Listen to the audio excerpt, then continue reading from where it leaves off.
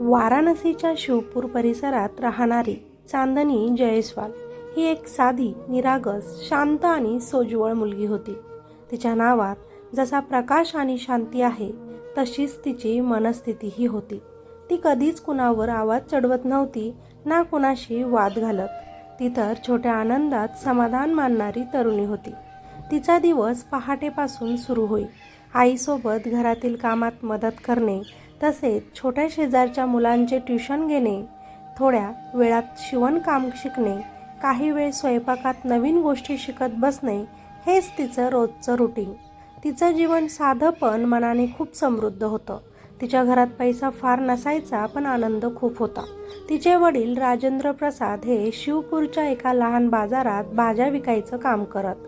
दिवसाढवळ्या उन्हात उभं राहून, पावसात भिजून, थंडीमध्ये हात गोठेपर्यंत जमिनीवर बसून ते कमावलेला त्यांचा प्रत्येक रुपया त्यांच्या घरासाठी असायचा. त्यांच्या घराची परिस्थिती मध्यमवर्गीय होती, पण त्या कुटुंबात एक गोष्ट मुबलक होती, ती म्हणजे प्रेम. राजेंद्र प्रसाद हे आपल्या मुलीवर खूप जास्त प्रेम करायचे. चांदनी त्यांच्यासाठी चंद्रासारखीच होती, अंधारात प्रकाश देणारी. तिची आई तर नेहमीच म्हणायची, लेकीचं लग्न म्हणजे आईबाबांच्या आयुष्यातला सर्वात मोठा दिवस असतो, आणि त्या दिवसाचं स्वप्न आईच्या डोळ्यात रोज झळकत असे. चांदनीही कधी कधी स्वतःचं लग्न कसं असेल याचा विचार करत असे. खूप मोठं, भव्य असं तिला काही नको होतं. फक्त शांत, सुंदर, आदराने भरलेला दिवस तिला हवा होता, जिथं तिच्या आईबाबांच्या चेहऱ्यावर समाधानाचं हास्य असेल. तिचा नवरा तिच्या आईवडिलांना व तिला रिस्पेक्ट देईल, बस इतकंच ती देवाकडे मागत होती. एके दिवशी काही नातेवाईक अचानक त्यांच्या घरी आले आणि म्हणाले, सूर्यावा गावात एक मुलगा पाहिला आहे, आपल्या नात्यातून आहे, मुंबईमध्ये तो नोकरी करतो, पिझ्झा कंपनीत मॅनेजर आहे, पूर्ण घर, सासू सासरे सुशिक्षित आहेत, मुलगा शांत आहे, समजूतदार आहे, तुमची मुलगी राणी बनून तिथे राहील. हे ऐकताच राजेंद्र प्रसाद यांच्या मनात एक आशेचा किरण चमकला. त्यांना लगेच वाटलं, कदाचित त्यांच्या लेकीच्या नशिबातही चांगला दिवस लिहिलेला आहे देवाने. पण चांदनी मात्र गोंधळली होती. तिच्यासाठी लग्न हा फक्त एक सोहळाच नव्हता. तिचं मत होतं की लग्न म्हणजे दोन कुटुंबांचं नातं, एकमेकांचा स्वाभिमान जपणं, प्रेमाने संसार घडवणं इतकंच. पण आईबाबाची इच्छा देखील तिला महत्त्वाची होती. म्हणूनच तिने शांतपणे लग्न करण्यास होकार दिला. नवऱ्या मुलाचं नाव होतं रोहित. सर्वजण म्हणत होते की तो आदर्श मुलगा आहे, शांत, समजूतदार, व्यवस्थित नोकरी करणारा आणि मुंबईमध्ये स्थिर आयुष्य जगणारा.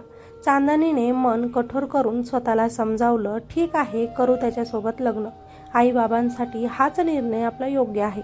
तिचं लग्न ठरल्यानंतर घरात हलकासा आनंद पसरला तर होता, पण त्याचबरोबर आनंदामागे दडलेली आर्थिक चिंता सतत आईबाबांच्या मनात होती. हुंडा, लग्न, पाहुणचार, शेवटी साखरपुड्याचा तो दिवस आला. 23 मे 2025. दोन्हीकडचे नातेवाईक जमले. कार्यक्रमाची तयारी झाली.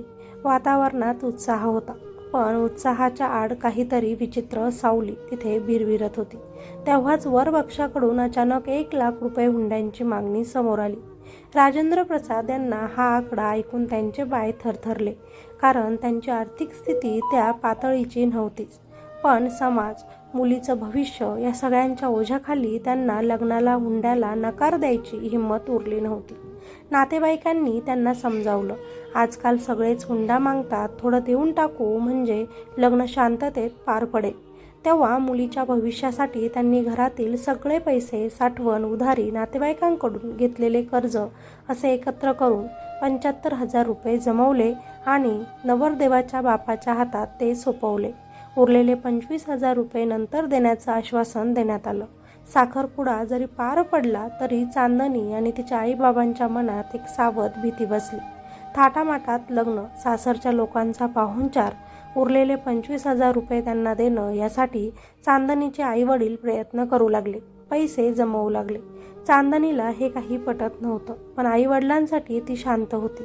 तसाच तिचा होणारा नवरा स्वभावानेही चांगला होता, पण आईवडिलांच्या पुढे तो जात नव्हता. चांदनीला तो खूप जीव लावत होता. शेवटी लग्नाचा दिवस आला. मीरापूर बसही मधील मंगल मंडपन लॉन उजळून निघाला होता. फुलांचे हार, लाइटिंग, रंगीबेरंगी सजावट, बाहेरून सगळं अगदी स्वप्नगत. पण चांदनीच्या मनात वेगळंच काहूर उठत होतं, कारण पैशांचा बंदोबस्त त्यांचा झाला नव्हता. ती लाल लेहंग्यात नवरी म्हणून सजली तर होती, पण तिच्या चेहऱ्यामागे भीतीचा सुकलेला पदर लपलेला होता. आई तिच्या जवळ बसून तिला समजावत होती, बाळा, आज तुझा दिवस आहे, काही नाही होणार.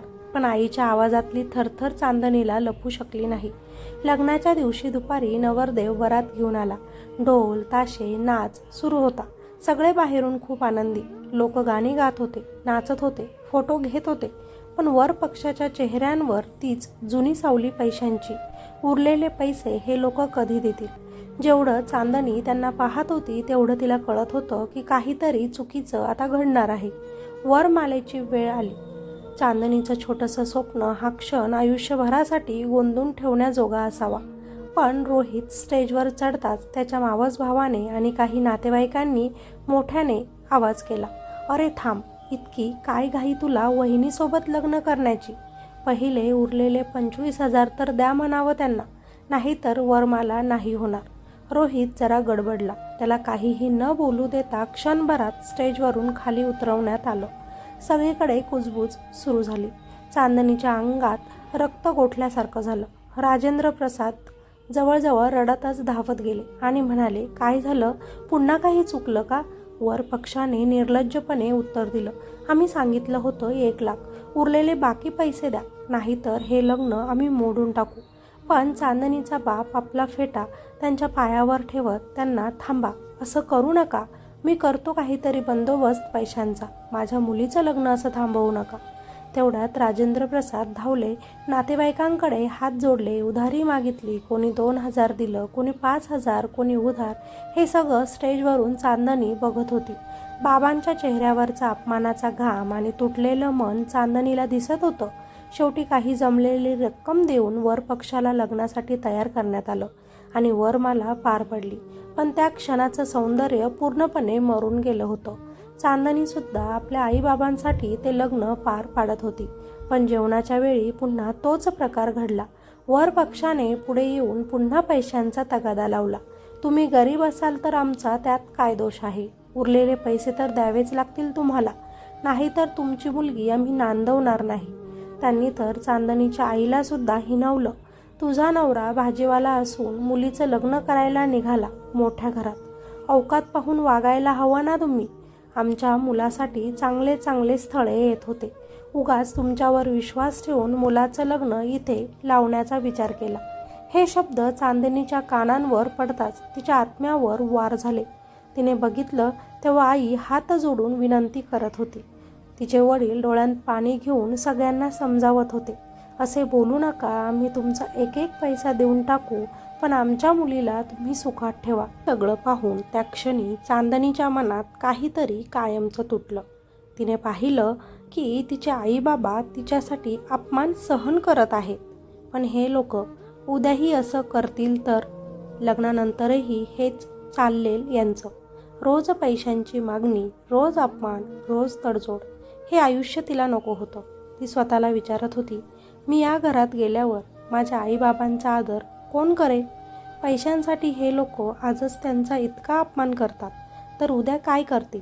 इतकं सगळं सुरू आहे, पण आपला होणारा नवरा साधं त्यांच्यापुढे एक शब्दही बोलत नाही, ना माझ्या आईवडिलांची बाजू घेत आहे. कधीच सगळं तोही माझ्यासोबत हे सगळं बघतो आहे, पण त्याच्या तोंडातून एक शब्दही निघाला नाही. अशा व्यक्तीशी लग्न करून काय उपयोग, जो माझा स्वाभिमान आहे आत्ता जपू शकणार नाही. तिच्या मनात चाललेला संघर्ष शेवटी ज्वालामुखीप्रमाणे फुटला आणि लग्न मंडपातून अचानकच चांदणी उठली. सगळ्यांच्या नजरा तिच्यावर खेळल्या. तिने शांतपणे तिच्या गळ्यातली वरमाला काढली. त्या एका क्षणात सगळे थबकले. तिने ती वरमाला जमिनीवर फेकून दिली आणि रागाने चोरडली. तिचा आवाज मोठा होता. ती म्हणत होती, प्रश्न फक्त माळेचा नव्हे, तर माझ्या व माझ्या आईवडिलांच्या स्वाभिमानाचा आहे. आपली मुलगी आता लग्न मोडते की काय, या विचारात तिचे आईवडील घाईघाईने तिच्याकडे आले आणि तिला शांत करू लागले. पण तिने आपल्या आईवडिलांच्या पाया पडत त्यांना खाली खुर्चीवर बसवले. आई बाबा, रोज मी तुमचं ऐकत आले, आज तुम्ही माझं ऐका, म्हणत तिने त्यांना शांत केलं. आज तिचा आवाज शांत पण निर्विवाद होता. मी अशा घरात लग्न करणार नाही जिथे माझ्या आईबाबांचा अपमान होतो. पैसा तुमचा देव असेल हो, पण माझ्या आईबाबांचा सन्मान माझ्यासाठी सर्वात मोठा आहे. नवरदेवाकडे पाहून ती रागानेच म्हणाली, हे लग्न इथेच संपलं, तुम्ही लोक जाऊ शकतात. तिचं बोलणं ऐकून पूर्ण मंडपात शांतता पसरली. वर पक्ष ओरडू लागले, असं कोणी लग्न मोडतं का म्हणू लागले. तिलाच दोष देऊ लागले. तिच्या बापाला मुलीला संस्कार दिले नाही म्हणू लागले. तिला नीट समजावा आणि लग्न करून आमच्या घरी पाठवा, त्यातच तुमचं कल्याण आहे म्हणू लागले. इतकं सगळं घडत असताना नवरा मुलगा एक शब्दही बोलला नाही.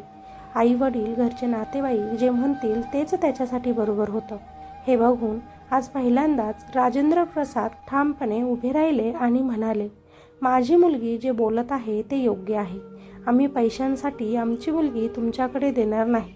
जिथं आत्ताच तिचा सन्मान होत नाही, तिची बाजू घेऊन तिचा नवरा तिची साथ देखील देत नाही, तिथे आम्ही आमची मुलगी देणार नाही. यामुळे तिथे वाद वाढला आणि त्यांचं लग्न मोडलं. वरपक्ष रागानेच तिथून निघून गेले. रिकाम्या गाड्या, न झालेलं लग्न आणि विझलेली आग. पण आता चांदणीच्या मनात दिवा पेटला, तो फक्त स्वाभिमानाचा. आईवडिलांनी पायी पायी करून हुंडा दिला, लग्नाचा खर्च केला, सगळं काही वाया गेलं. हा विचार करत त्या रात्री चांदणीच्या घरच्यांनी शिवपूर पोलीस स्टेशनमध्ये नवरा मुलगा व त्याच्या परिवाराविरोधात तक्रार दिली. 75,000 रुपये दिल्याचा पुरावा, वर पक्षाची हुंड्याची मागणी, धमक्या, अपमान. पोलिसांनी लगेच प्रकरण नोंदवलं. दुसऱ्याच दिवशी ही घटना गावभर पसरली. लोक म्हणू लागले, ही मुलगी सिंहाची लेक आहे. गरीब असली तरी स्वाभिमान श्रीमंत आहे तिचा. तिची आई तिच्या डोक्यावर हात ठेवून म्हणाली, तू माझा अभिमान आहेस बाळा. आणि तिचा बाप म्हणत होता, तू आमच्या घरची खरी लक्ष्मी आहेस. आणि चांदणी आपल्या आईवडिलांना आधार देत होती. मी सगळं ठीक करेल म्हणत होती. त्या रात्री चांदणी एकटीच खिडकीपाशी बसली होती. तिच्या हातातील मेहंदी अजूनही सुगंध देत होती. होणाऱ्या नवऱ्यासोबत घालवलेले काही क्षण, बोललेले काही शब्द, आठवणी, झालेलं प्रेम तिच्या डोळ्यात पाणी आणत होतं. पण आज आयुष्याची वास्तविकता वेगळीच होती. तिला भीती, वेदना, अपमान यांचा भार जाणवत होता. पण याच वेळी अभिमानही होता. ज्यांनी तिला वाढवलं त्यांचा मान राखण्यासाठी तिने घेतलेला निर्णय योग्य असल्याचा. जो नवरा आत्ताच आपली साथ देत नाही, तो लग्न झाल्यानंतर काय आपल्याला जपेल. त्यामुळे आपला निर्णय योग्यच आहे म्हणत तिनं डोळे पुसत स्वतःलाच या गोष्टीपासून सावरलं. त्याचवेळी तिचे वडील तिच्या शेजारी येऊन बसले आणि तिला म्हणाले, स्वाभिमानाने घेतलेला निर्णय कधी चुकीचा नसतो बाळा. त्या एका वाक्याने चांदणीचं हृदय जडातून हलकं झालं. तिच्या आयुष्यातलं हे प्रकरण संपलं असेल, पण तिच्या व्यक्तिमत्वाची खरी सुरुवात झाली होती, स्वतःच्या अटीवर जगण्याची. समाज बोलला, काही लोकांनी तिला दोष दिला, नावं ठेवले, काहींनी तिला धाडसी म्हटलं, पण ती जाणत होती, स्वाभिमानासमोर कोणत्याही जगाचं मत लहानच असतं. खरं तर तिचं लग्न तिने स्वतः मोडलं. मंडप रिकामा झाला, गाणी थांबली, फुलं कोमेजली, पण एका मुलीचा आत्मविश्वास आणि आत्मसन्मान नव्यानं त्या दिवशी फुलला. आजच्या काळात हुंडा ही प्रथा नाही, ही मुलींच्या स्वाभिमानावरची खोल जखम आहे. आणि त्या जखमेवर मलम तेव्हाच लागतो जेव्हा एखादी मुलगी कितीही गरीब असली तरी उभी राहते आणि म्हणते, माझं आयुष्य, माझे आईवडील या पैशांपेक्षा माझ्यासाठी मोठे आहे. त्या दिवशी चांदणीने फक्त स्वतःलाच वाचवलं नाही, तर तिने हजारो मुलींना एक मार्ग दाखवला की स्वाभिमान सोडून केलेलं लग्न कधीच सुख देत नाही आणि स्वाभिमानाने घेतलेला निर्णय आयुष्य उजळवतो. योग्य वेळी योग्य निर्णय घेण्याचं महत्त्वाचं असतं. जे लोक वेळोवेळी पैसे मागतात, लग्न मोडण्याच्या धमक्या देतात, त्यांच्या इच्छा पूर्ण करूनही ते लोक लग्नानंतरही आपल्या मुलीला त्रास देणार नाही याची काय गॅरंटी. म्हणून वेळेत निर्णय घ्या आणि वेळेत सावध व्हा. मुलींना आत्महत्या करण्याची वेळ कोणत्याच पालकांनी येऊ देऊ नका आणि आईबापाचा मान सन्मान आपल्या मुलांनी नेहमीच जपा.